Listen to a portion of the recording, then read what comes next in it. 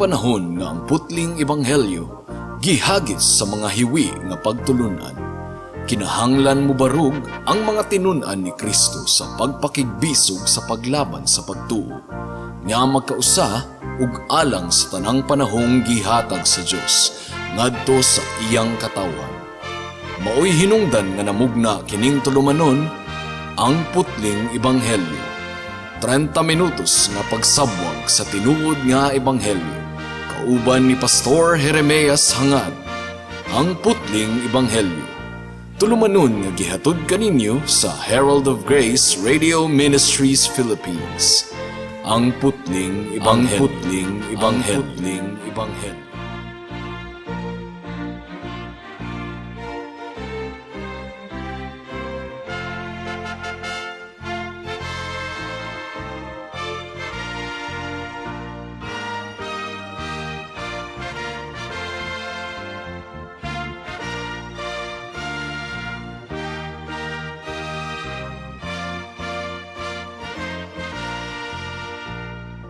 Mayong hapon, Dapitan City, Dipolog City, Zamboanga del Norte, Zamboanga Sibugay, Misamis Occidental ug kutob sa tanang gidala sa Ginoo sa pagpaminaw niining atong programa nga giuluhan og ang putling ebanghelyo. Kini ang inyong igsuon ug higala sa kahanginan si Pastor Jeremias Lauri Hangad sa Herald of Grace Radio Ministries Philippines, dinuyugan sa iglesia nga nag-sponsor niining atong programa, ang Salitran Covenant Bible Church sa Barangay Salitran, Dakbayan sa Dasmariñas, probinsya sa Cavite. Ang atong teksto ning takna sa kahaponon makita sa mga Buhat Kapitulo 12, versikulo 1 hangtod sa 5. Ang giingon diri, niining panahuna si Haring Herodes misugod paglutos sa pipila sa mga sakop sa simbahan. Gipapatay niya si Santiago nga igsuon ni Juan, pinaagi sa espada. Sa pagkasayod niya nga nakapahimuot kini sa mga Hudiyo, iya usab nga gipadakop si Pedro, nahitabo kini sa pangilin sa pan nga walay patubo. Human madakop si Pedro, gibilanggo siya o gipabantayan sa 4 ka pundok sa mga gwardya nga tag-upat ka sundalo matag pundok. Naglaraw si Herodes pag-imbestigar kaniya ini kaliwas sa kasaulugan. Busa si Pedro, nagpabilin nga binilanggo apan ang mga sakop sa simbahan nagampo nga mainiton ngadto sa Dios alang kaniya. Niadtong wala pa mapriso si Layla de Lima, iya nang giangkon nga wala na siya'y mahimo aron depensahan ang iyang kaugalingon, tungod kay ang pinakataas na mismo nga opisyali sa Pilipinas, ang presidente na mismo ang nag-akusa kaniya. Dili kuno siya makasukol sa presidente tungod kay senador lamang siya. Well, mga kaigsuunan, wala ako sa posisyon nga muingon nga guilty si De Lima or inosente siya. Dili na nako trabaho. That's for the court to decide.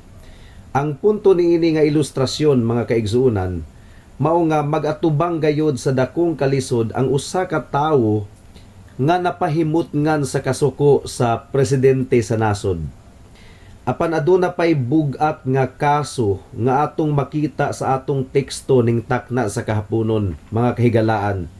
Tungod kay si Haring Herodes mismo ang nangunay sa paglutos sa mga magtutuo didto sa Jerusalem niadtong tungura.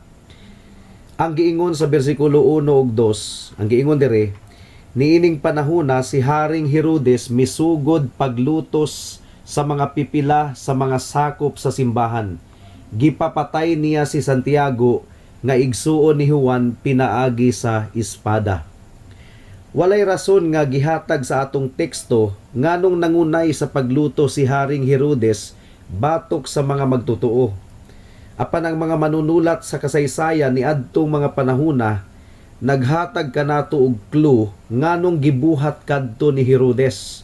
For example, si Josephus, si Philo nga taga Alexandria ug uban pang mga historians nagkahiusa nga politikal ang rason sa mga actions ni Haring Herodes. Gibuhat niya kadto aron mahimong humot ang iyang ngalan sa mga Hudiyo nga iyang gingsakupan. Well, kung unsa man gyud ang tinuod nga rason, gipakita lang kanato sa pulong sa Ginoo nga dili exempted ang mga Kristohanon gikan sa mga pagsulay ug mga paglutos. Usbon ko, dili exempted ang mga Kristohanon gikan sa mga pagsulay ug mga paglutos.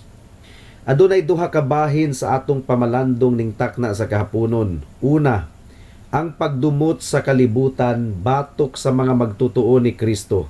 Ikaduha, ang hinagiban sa mga magtutuo ni Kristo batok sa pagdumot sa kalibutan. Magampo una kita. Dios nga labing gamhanan, gidayeg namo ang imong ngalan ning takna sa kahaponon. Salamat sa higayon nga imong gihatag kanamo nga makapamati sa imong pulong nga igawali karon ug among gipangayo nga ablihan mo ang among kasing-kasing huna-huna aron among masabtan ang imong pulong ug magbunga kini og kaluwasan sa mga wala pa makaila kanimo. Kini among giampo ug gipasalamatang daan sa pangalan ni Jesus. Amen. Mudangat na kita sa unang punto. Ang pagdumot sa kalibutan batok sa mga magtutuo ni Kristo. Atong basahon pag-usab ang bersikulo 1 ug 2 sa atong teksto. Ang giingon diri, niining panahona si Haring Herodes misugod sa pagluto sa pipila sa mga sakop sa simbahan. Gipapatay niya si Santiago nga igsuon ni Juan pinaagi sa espada. Ang pagluto sa kalibutan batok sa iglesia, sumala sa gipakita sa atong teksto, posible pagani nga magmalampuson kaayo bisan pa sa pagpatay sa mga magtutuo ni Kristo. Bugat ang nahitabo sa atong sugilanon tungod kay gipapatay ni Haring Herodes si Santiago samtang si Pedro gibilanggo. Ang pangutana, nganong makasinati man ang mga magtutuo ug mga paghagit ug mga paglutos? Walang tubag mga kahigalaan, nganong dili man? Si Kristo man gani nakasinati og mga paglutos ug pagdumot sa kalibutan, ang iya pakahang mga tinun-an. Gipasabot na kini ni Kristo kanato sa Juan kapitulo 15 bersikulo 20. Ang giingon ni Kristo diri, hinumdumi ang akong giingon kaninyo, walay ulipon nga labaw sa iyang agalon. Kung gilutos nila ako, lutuson usab kamo nila. Kung tumano nila ang akong gisulti, tumanon usab nila ang inyong gisulti. Mao nga dili na ta angayang makuratan mga kahigalaan kun ang kalibutan mutamay ug mulutos sa mga magtutuo ni Kristo. Sa atong teksto, ang mga Hudiyo nga mapasigarbuhon kaayong nag-angkon nga nagasunod kuno sila sa balaod sa Dios, nalipay kaayo sa pagpapatay kang Santiago. Nahimuot sila matud pa sa atong teksto. Sila nga miproklamar sa ikaunom nga sugo nga ayaw pagpatay, nalipay kaayo sa pagpapatay kang Santiago. Hilabihan gayud kaayo kadako ang ilang pagpakig aron ingnon. Ang kamatuuran mga kahigalaan mao kini. Ang tanang wala mahisakop sa kasundaluhan ni Kristo nagdumot gayud sa mga sundalo ni Kristo. Usbon ko, ang tanang wala mahisakop sa kasundaluhan ni Kristo nagdumot gayod sa mga sundalo ni Kristo. Ug nagtinguha gayod sila alang sa kalaglagan sa mga katawhan sa Ginoo. Sa tinuod lang, sikreto silang nagtinguha sa ilang kasing-kasing nga mapuo na lang unta ang mga magtutuo ni Kristo. Ang uban kanila, prangka gayod nga mulitok sa ilang mga ngabil nga mga matay na lang unta ang mga Christians. Sama sa babayi nga taga-Amerika nga akong nakaistorya ni adtong miaging mga bulan nga miingon nga evangelical Christians are the pests and scums. They should be destroyed from the face of the earth. Tungod kay sa Amerika, mga kahigalaan, ang mga evangelical Christians man ang mainiton nga nagaal kontra sa same-sex marriage ug abortion. Same-sex marriage, kaning parihong lalaki magpakasal or parihong babae magpakasal. Abortion, pagpakuha sa bata.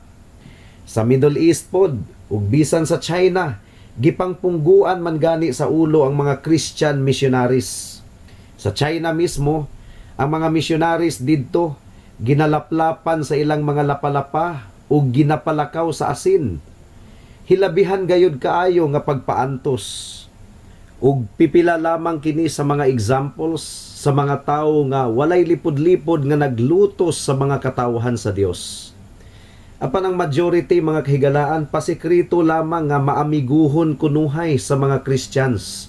Apan sa kinasuluran sa ilang kasing-kasing nagdumot gayod sila sa mga Christians. Kung wala lang gyud sila pugni sa Dios sa pagbuhat sa ilang laraw ug tinguha, dugay ra gayud unta silang nagmalampuso niini. Ang pangutana, nganong nagdumot man ang kalibutan sa mga katawhan sa Ginoo? Ang tubag nahasulat sa Juan kapitulo 15 bersikulo 18 hangtod sa 19. Ang giingon ni Jesus dire, kung nasilag kaninyo ang kalibutan, hinumdumi nga ako'y unang gikasilagan niini. Kung kamo iya pa sa kalibutan, higugmaon unta kamo sa kalibutan. Ingon nga iya sa kalibutan, apan gipili ko kamo gikan niining kalibutana, ug kamo dili na iya sa kalibutan. Busa nasilag kaninyo ang kalibutan. So kung mangutana kamo mga kahigalaan, nganong nagdumot ang kalibutan batok sa mga Kristohanon? Unsa may tubag? Ang tubag sumala sa giingon ni Jesus, mao nga ang mga Christians dili iya sa sistema sa kalibutan. Giisip kita sa kalibutan, isip babag sa ilang mga gustong buhaton. Gusto nilang manapaw, mangawat, mamalikas, mangulag. Apan anaa ang mga katawhan sa Dios nga nagwali mahitungod sa paghinulsol sa sala ug pagpakig-uli sa Dios pinaagi kang Kristo. Maglain ang ilang pagbati niini mga kaigsuonan. Mao nga aduna gayoy pagdumot sa ilang kasing-kasing batok sa mga katawhan sa Dios. Pamati nila hilabtanon ra kaayo ang mga Kristohanon. Apan wala lang sila masayod nga gimanduan lamang ang mga Kristohanon sa dakong kaluoy sa mga nagkinabuhi sa sala, aron makadawat usab sila sa grasya sa kaluwasan pinaagi kang Kristo. Sa Juan kapitulo 12, kapitulo 14 ug kapitulo 16, ang atong Ginoo nag-ingon nga si Satanas ang naghari niining kalibutana. Mao nga kung kalibutanon ikaw igsuon, nagpamatuod lamang kana nga iya ka sa imong amahan nga mao si Satanas. Dili kini pulong nako, kundili pulong kini ni Kristo. Paminawan ninyo ang giingon ni Jesus sa Juan kapitulo 8 bersikulo 44. Ang giingon dire, mga anak kamo sa inyong amahan nga mao ang yawa, ug buot kamo musunod sa mga tinguha sa inyong amahan. Mga kahigalaan, bugat kini nga mga pulong gikan sa mga ngabil mismo sa atong Ginoong Hesukristo. Adunay duha ka mga gingharian nga nag-exist niining kalibutana. Ang gingharian ni Satanas ug ang gingharian ni Kristo. Ug kining mga ginghariana dili gayud pwedeng magsagol ug mag-uban. They do not mix. Dili mahimong uyunan sa mga Kristohanon ang mga kalibutanon ug dautan nga binuhatan sama sa pag-promote sa abortion, LGBT, same-sex marriage, divorce ug uban pa. Klaro kaayo nga giingon sa Roma kapitulo 1 bersikulo 28 hangtod sa 32. Ang giingon dire, tungod kay ang mga tawo wala man muila sa Dios, gipasagdan na lang sila sa Dios gikan sa mahugawng hunahuna ug sa salawayong buhat. Napuno sila sa tanang matang sa kangilad, sa pagkadautan, sa kahakog, sa bisyo, sa kasina, sa pagpatay, sa panag-away, sa panlimbong ug sa kalaway. Manlibak sila ug magdinautay sa usag-usa, nagdumot sila sa Dios, mga hambugiro, mapahitason ug andakan, tigmugna sila dautan ug musukol sa ilang mga ginikanan.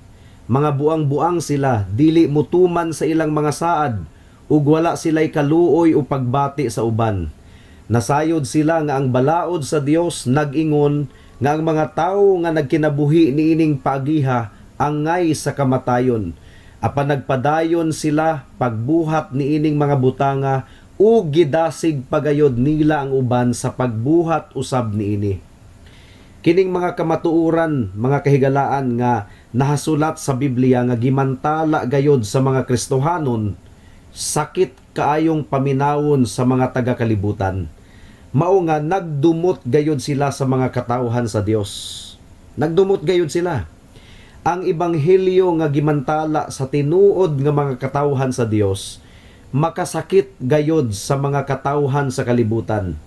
The gospel is offensive unto them. Kontra gayod kaayo kini sa mga kahilayan sa kalibutan. Mao nga dili kita makalaom nga magkahigalaay ang kalibutan ug ang mga katawhan sa Dios. Imposible gayod kining mahitabo, mga kahigalaan. Paminawa ang giingon sa Santiago kapitulo 4 bersikulo 4. Ang giingon diri, mga maluibon, wala ba kamo masayod nga ang pagpakighigala sa kalibutan maoy pagpakig-away sa Dios? Kay kadtong buot makighigala sa kalibutan, nakig-away sa Dios. So alang sa mga kaigsuunan diha kang Kristo, karon nga nasabta na nato nga ang kalibutan nagdumot gayo di ay kanato. Unsaon man nato pagtagad ang atong mga kaigsuunan diha sa pagtuo? Magdinautay ug magnilibakay sa sulod sa iglesia? Dili gayo dapat, mga kaigsuunan.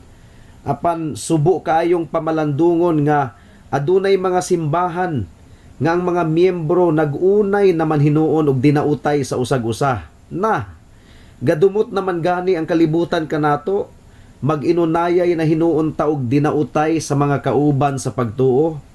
Hinaot nga hinulsulan kini sa mga nagbuhat niini.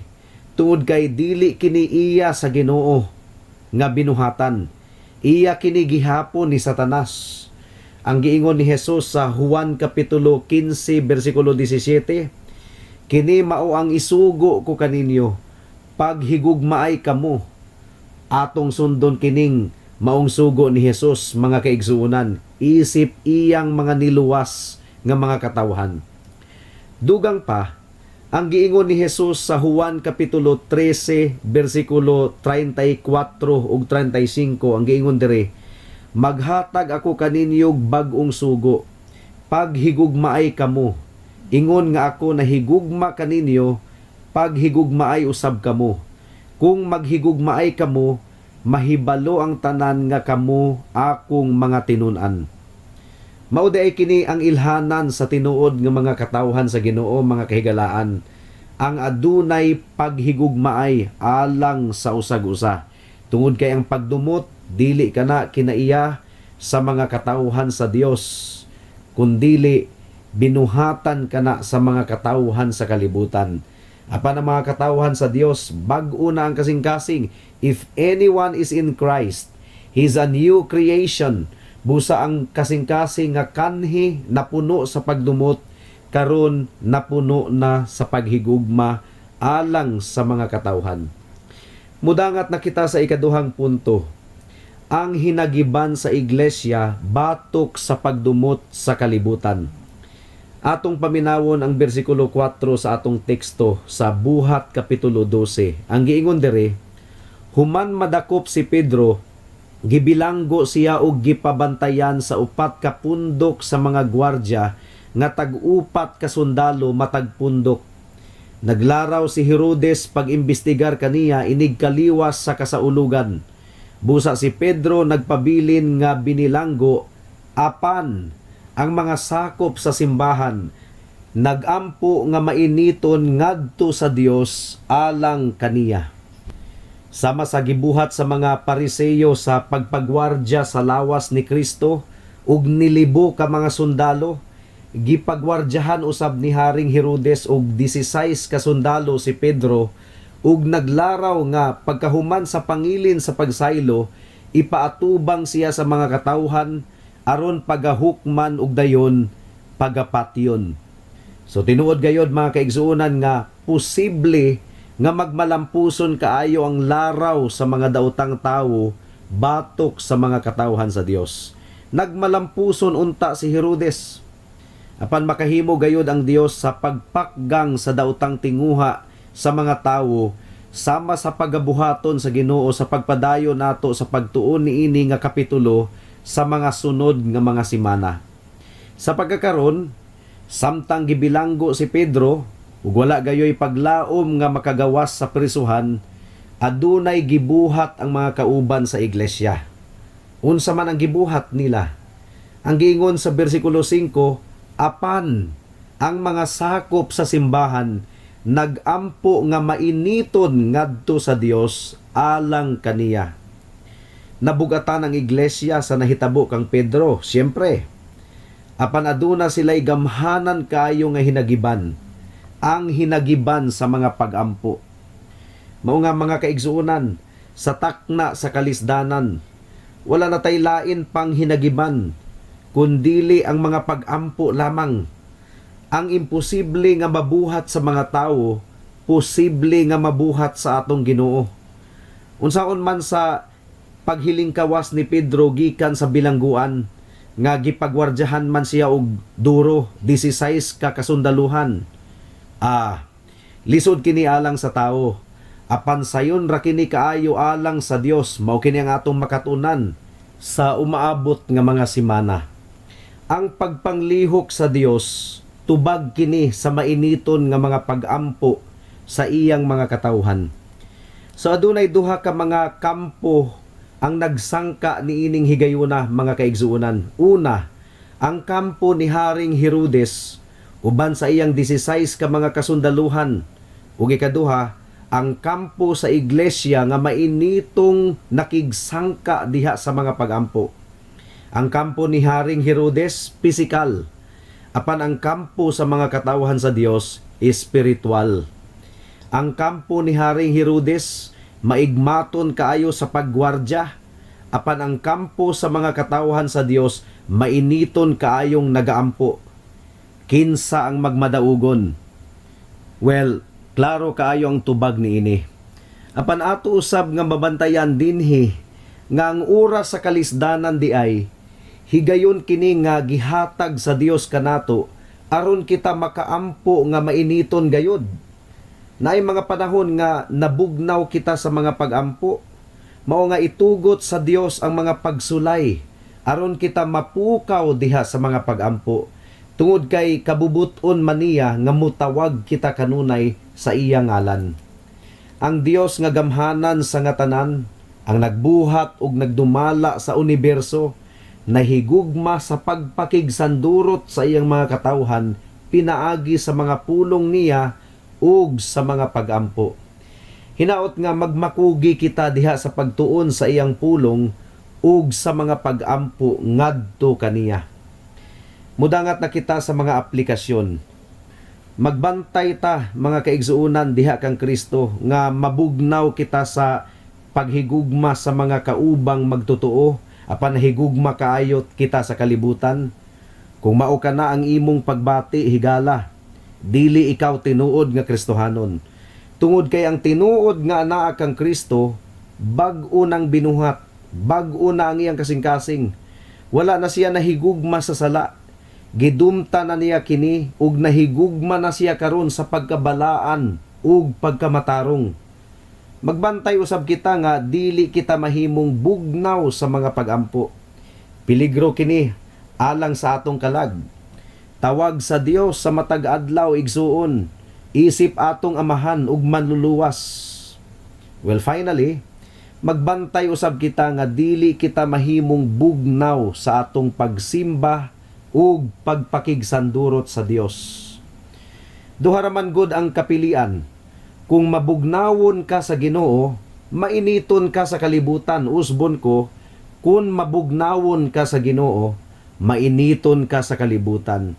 Kung ang imong maayong pagtagad anaa sa kalibutan, nagpasabot kini nga wala kay pagtagad sa Ginoo ug sa iyang mga sugo. Well, kung mao, dili ka patinuod nga magtotoo. Pag hinulsol sa imong mga sala, dangop kang Kristo aron hatagan kaniya og bag-ong kasing-kasing. Iya kang pasayloon ug isipon nga matarong diha kang Kristo ug hugasan niya ang imong kalag gikan sa tanang kahugaw sa kasalanan. Buhata kini karon kay basin og ugma ulahi na ang tanan. Hangtod din hilang kita taman sa atong pagtuon karong taknaa tungod kay wala na kitay oras pa.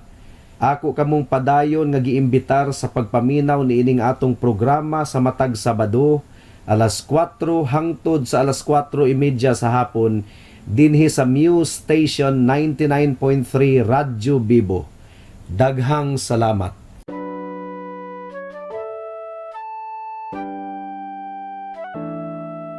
Noon ay bulag ako sa daan ng kaligtasan.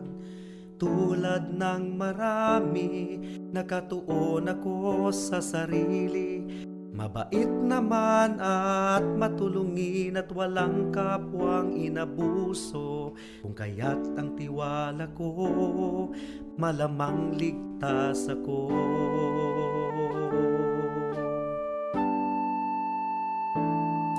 Ngunit ang isipan ko'y binuksan ng Panginoon. Bigat ng kasalanan ko'y pinakita niya sa akin. Dagdag pa ang aking puso, likas na sa Diyos ay umaayaw. Kung kaya't ako'y nabahala sa aking kaluluwa. Ano nga bang batayan ng katubusan at kaligtasan ng isang katulad kong makasalanan? Ngayon ay batid ko na ako'y walang magagawa upang ituwid ang aking kaluluwa sa harapan ng Diyos. Ako'y tumawag kay Jesus at nagtiwala ng lubos sa kanyang kapatawaran at awang puspos. Siya lang ang manunubos pagkat siya'y namatay sa krus. Dahil sa aking kasalanan, ang sumpa sa kanya'y binuhos.